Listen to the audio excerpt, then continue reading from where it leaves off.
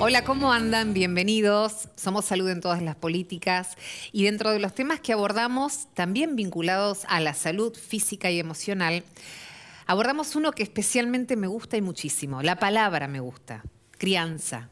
Es una palabra llena de amor, es una palabra que tiene que ver con marcar la vida de alguien para siempre. Ojalá que ese marcar sea para bien. Ojalá que todo lo que damos en crianza, todo lo que hacemos, lo que acompañamos, lo que abrazamos, lo que contenemos, lo que brindamos, en palabra, pero en ejemplo sobre todo, sea bueno. Vamos a hablar con alguien que se dedica especialmente a este tema, que nos va a enseñar mucho, que nos va a ayudar también como padres, como tutores, como responsables de menores, a entender cómo hacer las cosas mejor, aprender a hacerlas mejor, porque muchas veces sin querer nos equivocamos y está bueno recalcular y está bueno replantearnos y está bueno corregirnos y está bueno sincerarnos. Porque el ejemplo, finalmente, cuando pedimos disculpas, cuando descubrimos que en algún lugar no fuimos acertados, cuando tenemos que recepcionar lo que nos está diciendo ese chiquito, esa chiquita que está en crecimiento y en formación, y tenemos que abrir nuestra mente para poder escucharlos y devolver lo que están necesitando, o simplemente escucharlos. A veces se trata de eso. Mucho para aprender. Crianza es una de las palabras más bellas del mundo y es uno de los trabajos más enormes que tenemos también, cuando uno decide criar, con todo lo que eso significa. ¿Vos criaste? 4. Mamita querida. Yo ya con 1, 2 en realidad, porque Abril también es mi hija de alguna manera, claro. en familia ensamblada. Pero digo, criar hijos, siempre me pregunto cuando tenés hijos seguidos, la diferencia de cada uno, ¿no? En mi caso, Mariano tiene 10, Abril tiene 18. Mis dos hijas mayores se llevan 15 meses. A eso voy, cuando son tan seguiditos como se hace, eso no lo experimenté nunca. Y yo te puedo contar que en plena hiperinflación con pañales de tela y bombacha de goma, hace 35 años no era fácil. Vos sabés que te escuchaba, crianza, en portugués crianza quiere decir niño, ¿no? Ajá, la crianza le dicen, ¿no? Las crianzas son los chicos en general. O sea, fíjate cómo el idioma a veces se pone bien las letras en el lugar correcto, ¿no? Sí, mi abuela decía los críos, hablaba de los críos, mi abuela española cuando mencionaba a los chicos. Y hablando de chicos, sí. ¿a vos obviamente que de chica alguien alguna vez te contó alguno de los cuentos de las mil y una noches? Sí, sí, a ver. El más conocido es La lámpara de Aladino, Exacto. Alí Babá, Simba del Marino, pero la historia es un poco más larga. O sea que a principios de este milenio, ¿qué tiene que ver, no? Bueno, yo le titulé Las mil y una recetas en este caso. Recetas médicas estoy hablando, no de cocina. Ok. A principios de este milenio, un presidente de Estados Unidos, a raíz de un conflicto, hablo de George W. Bush, el Bush hijo, sí, tuvo una terrible frase, que dijo: vamos a ir a buscarlos a cualquier oscuro lugar del mundo que se encuentre, hablando de Irak. Y el gran Eduardo Galeano le contestó con una carta, le dijo: qué lástima que nunca te contaron un cuento de las mil y una noches, porque sabes que de oscuro no tiene nada ese lugar. Es uno de los lugares de mayor fuerza de la ciencia, las letras y las artes, lo que fue Persia en el año 1000 aproximadamente.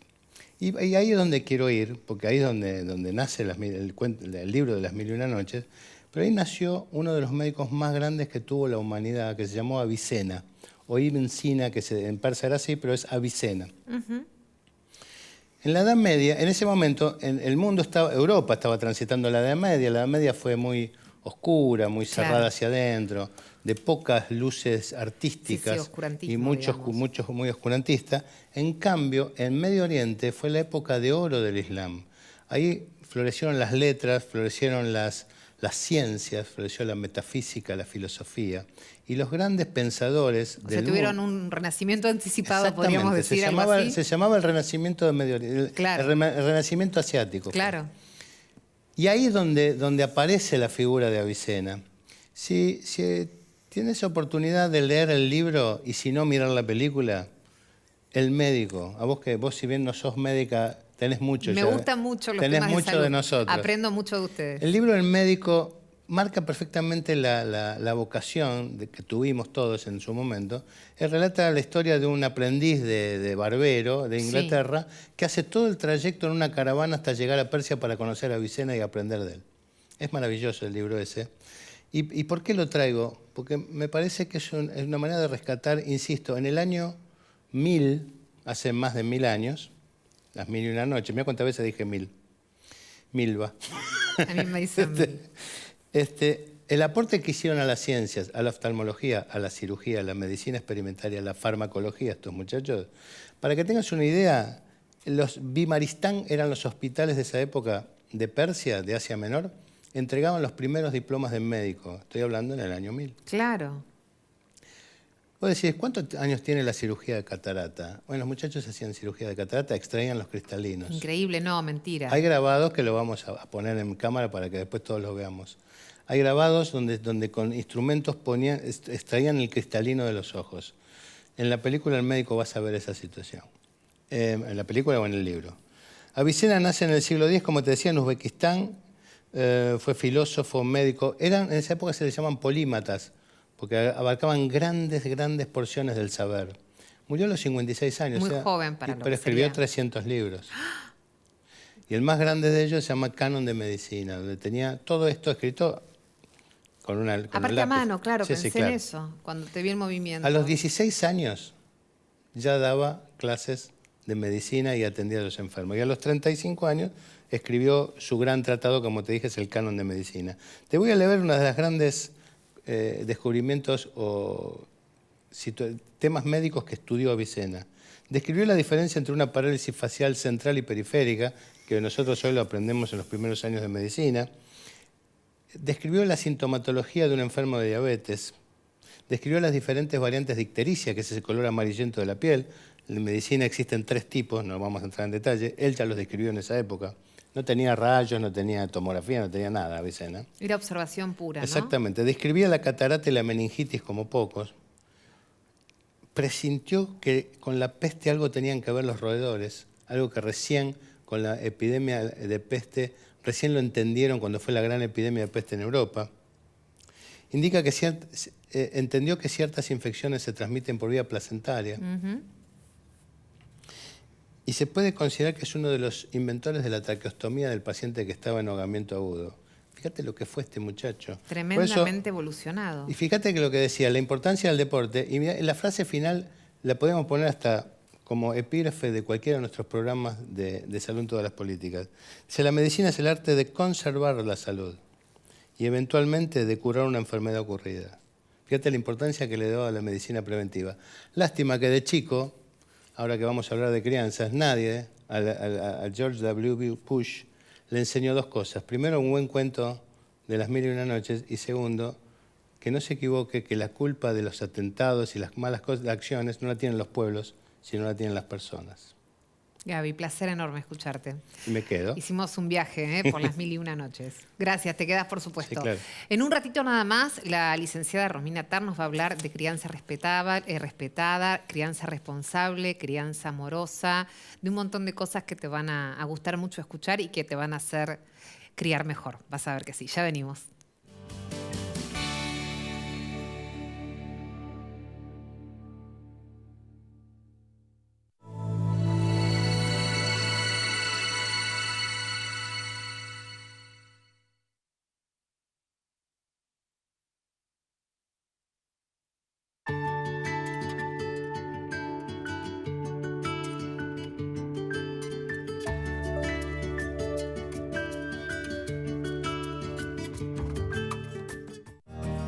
ANDAR, obra social de viajantes vendedores de la República Argentina. Planes de salud para monotributistas y particulares. Solicita un asesor comercial al 0810-345-0184.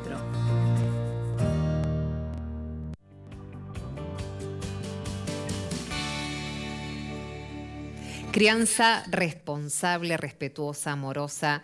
Todos queremos criar y hacemos lo que mejor podemos, pero hay muchas cosas que se pueden mejorar, que podemos aprender, que podemos revisar.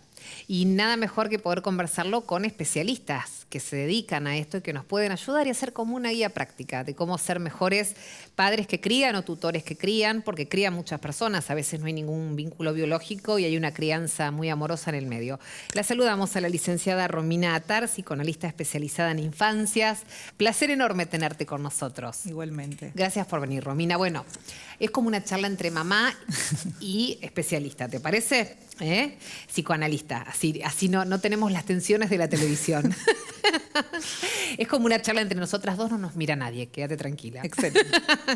Bueno, a ver, cuando hablamos de crianza respetuosa, ¿por qué ha sido necesario agregarle este adjetivo, respetuosa? ¿Porque no siempre respetamos criando? Mira, a mí me interesa hablar de crianzas, Bien. no de crianza, porque Perfecto. no tenemos, digamos, la misma manera de poder entender, de apropiarnos y de llevar adelante esa función. Perfecto. Y porque, como vos mencionás, digo, hay muchas crianzas que no han respetado digamos, la integridad física y emocional de niños, niñas y jóvenes, es que empezamos a pensar en otras maneras de criar. Bien. Y ahí aparece el término respetuosa, amorosa, afectuosa. Claro. Y que sea plural la hace diversa, la hace distinta y la hace atendiendo a las necesidades de esa personita que está en formación, ¿no? Exacto, exacto. Esa personita que está en formación que, como vos mencionás, cuando nace un bebé, ¿no? Imagínate uno de tus hijos, de tus hijas que hayan nacido, y apenas nace es un bebé, un cachorro humano, ¿no? Un ser en estado de indefensión. Para que ese bebé pueda advenir en un niño o en una niña, tienen que ocurrir cosas, ¿no? Tiene que haber una intervención de distintas funciones de crianza. Entre esas funciones está la función que solemos denominar materna, no porque tenga que ser realizada por una mujer, ni por una mamá, ni nada que ver, digamos, y otra que es paterna. Y estas funciones las pueden desempeñar cualquiera, incluso nosotras mismas podemos desempeñar ambas funciones. Digamos, hay una función de cuidado cuando nace ese bebé, digo, alojarlo, sostenerlo, digo, más allá de satisfacer sus necesidades básicas de alimento, de higiene, digamos, de que esté abrigadito y limpio, y más allá de eso, digo, hay otra función que tiene que ver con el sostén, con poder acariciar, nombrar, que ese bebé tenga un lugar en tu deseo, ¿no? Digo, es otra cuestión que hace que ese bebé pueda ser mirado, alojado, sostenido. Pero después es necesario que aparezca otra función, que es de corte, ¿no? En ese pegoteo entre el referente materno y el bebé y la bebé, que habilita, digamos, no solo que la mamá y ese referente materno pueda seguir deseando y seguir mirando el mundo y dedicándose a ellos y a ellas mismas, sino además que ese bebé tiene una apertura social, hay un mundo que se le abre. Sabes, Romina, que cuando yo estaba embarazada leí una frase muy linda. En ese momento invocaban a la figura del padre, pero bueno, puede ser el padre biológico o quien ocupe ese rol, que es esa persona que entra alrededor de los 2 años, dicen por ahí. Entonces creo que decía la frase algo así como que en ese momento el padre o quien ejerce ese rol paterno entra a esa relación para mostrarle el mundo a ese chiquito que ya ha cumplido un ciclo en esa simbiosis con su mamá o quien ejerció ese rol. Sí, es una función de corte. Y necesaria también, y vital. Claro. Es exacto, evolutiva. es estructurante del psiquismo. Por eso me Así de parece súper importante. importante pensar, primero el trabajo en los primeros años de vida, que es donde se estructura el psiquismo de niños y niñas. Entonces es muy importante el trabajo ahí, ¿no? Para realizar, digo, por eso está bueno poder comentar y charlar sobre la crianza respetuosa, sobre todo en estos primeros 5 años de vida. ¿Es ahí donde marcamos para siempre? Es ahí donde suceden, digo, este interjuego de funciones hace que pueda venir un niño y pueda estructurarse psíquicamente. Luego, por supuesto que la identidad, las identidades, la crianza, es a lo largo de toda la vida, Sí, por ¿no? supuesto. Uno va creando y formando y reformándose y recalculando psíquica, emocionalmente y físicamente durante toda la vida. Pero sí hay algo que se juega ahí en esos primeros 5 años. ¿Qué es respetuosa, Romina, cuando hablas de crianzas respetuosas? ¿Qué querés decir con Crianza eso? respetuosa es poder considerar quién está del otro lado, ¿no? Digo, nosotros proponemos, por ejemplo, hacer lugar a la palabra, ¿no? Hacer lugar a la palabra, a la pregunta. Los niños preguntan mucho, ¿no? Vienen, te preguntan una Sí. cosa, la otra. El problema es si alguien los escucha, ¿no? Ese es el gran punto. Digo, cuando ellos preguntan, a los adultos a veces en las consultas, ya sea en la escuela o ya sea en el consultorio privado, suelen aterrorizarse. ¿Qué les respondo sobre esto? ¿Qué les respondo sobre aquello? Y por ahí está bueno pensar que si ellos preguntan es porque están preparados para recibir la respuesta. Claro. Y no marearnos tanto en arborizarnos y dar muchas respuestas, sino Cortito. circunscribirnos a lo que ellos preguntaron. Exacto. Y a veces- ahí empieza y termina, y ahí muchas empieza- veces. Y a veces el ejercicio de poder devolver devolverles la pregunta. Claro. ¿Vos qué pensás que es tal cosa o tal otra? Porque también la construcción de la subjetividad de la propia voz es un proceso que se acompaña, ¿no? Digo, que ellos puedan aprender a poder expresar lo que Claro. sienten, lo que les pasa, lo que piensan. Digo, puedan encontrar en la palabra distintos recursos para poder decirlo, ¿no? Vean las distintas aristas, puedan tener esta facilidad de poder decir lo que quieren decir. Claro, y pensaba, Romina, que si escuchamos, y muchas veces utilizamos esa estrategia de la repregunta, y los escuchamos, también estamos entendiendo cómo se están estructurando y qué están construyendo, ¿no? Es como algo que nos enriquece a nosotros para poder acompañarlos. Exacto. Yo siempre digo que si hay algo que nosotros le podemos enseñar a ellos es que tenemos mucho para aprender de ellos, ¿no? De ellos y de ellas. Es que es re emotivo cuando vos ves a un hijo cómo va evolucionando. Y cuando te evoluciona a vos misma es maravilloso, ¿no? Eso es de lo más conmovedor. Cuando lo ves evolucionar en una idea, en un pensamiento, en una creación, en un desarrollo imaginativo, o en un proyecto, o en un juego, o en una imaginación.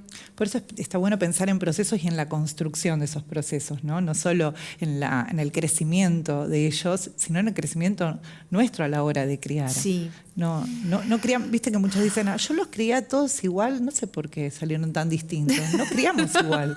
No somos los mismos y las mismas no somos. con cada uno de y los nuestros chicos hijos. no son sujetos y el interjuego. así, claro, que reciben solamente y los formateas vos como por si eso fuesen de respetuosa, arcilla. por eso respetuosa. Claro, vemos que hay en cada criatura y qué necesita recibir. Es y que entra en juego la singularidad de cada uno. Claro, porque no es que viene vacío, viene en blanco, viene obviamente con una carga cultural que va a ser su entorno familiar o con quien esté, pero con cuestiones propias. Pasa que es muy difícil a veces encontrar ese punto intermedio, ¿no? Esa distancia óptima entre estar lo suficientemente cerca como para que ellos, ¿no? nos busquen y puedan referenciarse, poder ser faro, poder sentirse Sí. acompañados y acompañadas por nuestra presencia, y lo suficientemente lejos como para que ellos puedan elegir, tener autonomía, independencia. Sí, es como un equilibrio difícil. Y a mí me cuesta el límite, básicamente. A veces me debato entre si es mucho o es poco. Fíjate que es un... No, pero es gran- habitual, decís vos. Sí, es habitual. Igual es muy interesante pensar en el límite. Claro, porque vos decís, habré sido... y por ahí te mira alguien de afuera, porque siempre es más fácil ver al otro, ¿no? Seguro, la uno perspectiva. mismo, claro, la perspectiva. Si vos me estás cargando, yo hubiese hecho 2 veces más todavía, por ejemplo. Mira, el límite lo introduce esta función paterna. Digo, cuando nosotros introducimos un límite, hay algo de la función paterna que ponemos en juego. Y lo que permite es armar un borde en ese territorio, ¿no? Les arma un borde. Que lo necesitan, porque si no están como en el abismo, Bueno, y les hace mal. Es que los orienta, los contiene el Claro. límite. Y también introduce un no a la satisfacción inmediata. Claro. ¿no? E introduce la posibilidad del tiempo, de la espera. Entonces ahí sí. Educamos en la frustración, educamos Exacto. en la espera. Pero el límite está bueno pensarlo como consecuencia y no como castigo. No, claro, no hablaba del castigo, no. Hablaba de esto que vos decís, del límite que cuida y que es necesario, porque también es un descuido no ponerles al límite. Lo que pasa es que la gran dificultad, a veces yo escucho a muchos adultos, muchos referentes familiares que dicen, es que yo no puedo, me cuesta, no sé cómo hacer para poner límites. Y yo creo que no es tan así. A ver, todos ponemos límites. Lo que cuesta es sostenerlo. Es posible, ¿no? sí. Digo, a ver, cuando estamos enojados o enojadas, todos y todas podés poner límite. El punto es que desde qué lugar se hace ahí, ¿no? Claro. La forma, la manera y las consecuencias, porque digo, si yo cuando estoy enojada pongo una consecuencia sobredimensionada, no sé, bueno, a partir de esto entonces no vas a tener una tablet, no sé, todo el mes. ¿Lo voy a poder sostener? Porque si no hay el límite se diluye y no está en función. Claro. Y genera como algo que no está bueno, porque la palabra ya no tiene valor, Exacto. el lugar que yo le di a ese límite y a esa acción que estaba desbordada, ese borde que intenté armar, se diluyó, se cayó. Entonces, es importante cuando pensamos en un límite y en una consecuencia, poder pensar en bordes que podamos sostener también los adultos. Exacto. También son límites para nosotros. El Claro. borde es para ambas partes. Es para ambas partes. A veces la advertencia, no a modo digamos, de rigor, sino de advertir de algo que no está funcionando tan bien y que eso podría tener consecuencias si no hay un cambio de conducta. También es una manera Sí, digamos, siempre que esté en juego la palabra, es como Claro. siempre es la manera, ¿no? Digo, si uno puede conversar, porque cuando hay una situación de desborde, no hay mucha posibilidad de palabra, ¿no? No, ¿y qué Digo, hacemos cuando nos desbordamos, Romina? Porque la verdad que es algo que nos pasa y yo no tengo problemas en pedir disculpas cuando... Y aparte, ¿sabes qué? Te exigen. ¿Por qué me hablas así, mamá? Algo que es muy orientador es pensarnos en un lugar asimétrico en relación a nuestros hijos. A ¿no? ver. No somos pares. Bien. Somos padres, madres, ¿no? No es pares, es padres. No, madres, padres, referentes familiares, ¿no? Sí. Que criamos. No somos, porque a veces lo que pasa en el desborde, uno responde desde el enojo. Claro. Y el niño responde, redobla la apuesta. Claro, Y hay y una va una escalada escalada. asimétrica, Sí, totalmente, ¿no? De claro. violencia. Y la Y criatura, llegamos a sí. situaciones que no nos podemos ni imaginar que vamos a estar en ese lugar. Claro, nadie quiso llegar hasta ahí cada vez. Entonces muchas digo, veces, ¿qué se claro. puede hacer? Digo, ¿cómo hacemos en ese momento? Porque a veces puede suceder. Sí, ¿Cómo sí, hacemos? sí, sí. Bueno, lo que es importante es poder cortar esa escena, repensarlos. Lo que orienta es poder ubicarnos en un lugar asimétrico en relación a los niños, niñas o jóvenes. Un lugar asimétrico, digamos, no estamos en la misma posición. Bien, primer punto.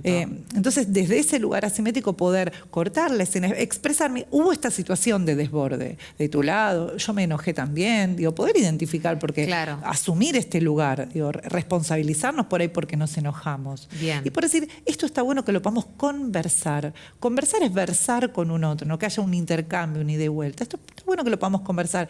Esperemos a estar en la situación emocional para poder sostener la conversación. A veces hasta la distancia física en ese Exacto. momento salgo un segundito a tomar aire al balcón y vuelvo, o sea, para evitar que la situación, el adulto Exacto. digo, ¿no? Lo que pasa es que a veces en esa asimetría Sí. de poder, siempre hay una relación de poder. El tema es que haya un abuso de poder. Eso es Bien. lo que a veces sucede. Vayamos cuando a veces nos eso, vayamos a encontramos. eso, Romina, porque el límite es una cosa, hablamos del límite necesario que protege. Que estructura, Y protege, que estructura, ordena, es cría, la ley. cría respetuosamente. Exacto. Bien, ¿qué pasa cuando se dan situaciones donde ya no es límite, sino es violencia? O es agresión sobre Bueno, los chicos. Por supuesto, en esos momentos es difícil, ¿no? Primero porque no estamos respetando la integridad de esos niños, niñas y jóvenes. Además, le estamos enseñando que ese es un recurso para poder resolver los conflictos. Claro. Además, digo, que te violente una persona que te quiere, habilita que el que te ama te puede lastimar, Claro, te puede criamos se puede chicos violentar. violentos y naturalizamos la violencia. Y también, ¿sabes qué?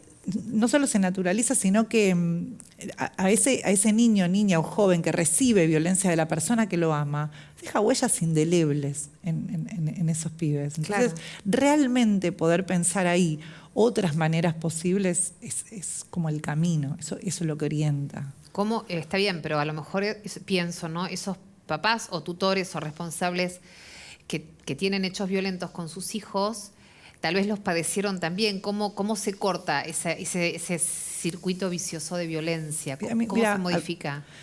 Se modifica. Si es que se le puede distinguir, además, a veces no se identifica, ¿no? Por eso, digo, hay violencias que son más, como decías vos, más específicas, Sí, claro. que quedan más claro, y hay violencias que quedan más naturalizadas, o nos encontramos con muchas personas que dicen, bueno, pero a mí me han pegado y tan mal no salí. Claro, sí, ¿no? es- O, bueno, pero es cultural, digo, hay culturas que esto lo avalan, y la verdad que no, es otra la manera. Es cómo se corta a partir de la pregunta. Digo, las personas, cualquier situación conflictiva en tu vida, vos podés encontrar un punto de inflexión si generás algún interrogante al respecto.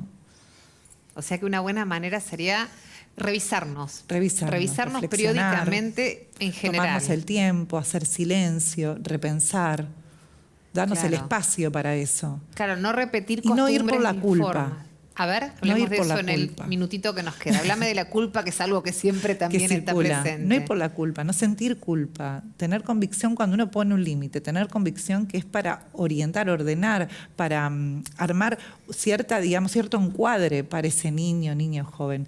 No nos sintamos culpables de poner límites, el tema es la manera. Fundamental. Qué lindo que es hablar con vos. Te clarifica, es como que uno dice, ahora voy, ahora salgo de acá, voy a seguir criando lindo. Gracias, Romina, es un placer enorme. Gracias por ayudarnos, porque esto es salud también, es salud Por física, es supuesto. salud psíquica, y criar es de las cosas más bonitas del mundo. Gracias por ayudarnos. Te vamos Gracias a seguir a ustedes. invitando, sabelo, ¿Cómo no? ¿eh? Sos candidata a seguir viniendo por lo menos a 6 meses, una vez por año, la radio va también.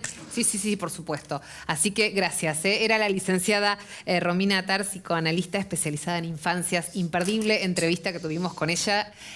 Placer enorme. Que tengas un lindo día. Gracias por acompañarnos. Somos Salud en todas las políticas.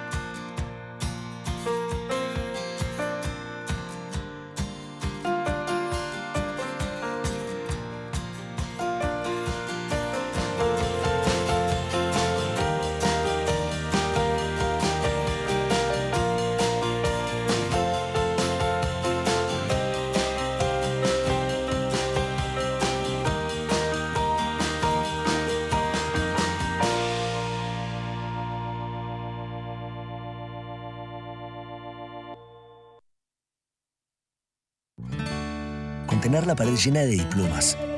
A veces no alcanza para contener a pacientes llenos de preguntas. OSDE, 50 años, junto a vos, a lo largo de tu vida. En Ciensa desarrollamos soluciones estratégicas que anticipan el rumbo de nuestro sector. Los tratamientos en terapias especiales cambian, los pacientes también. Ciensa, la salud es nuestro compromiso.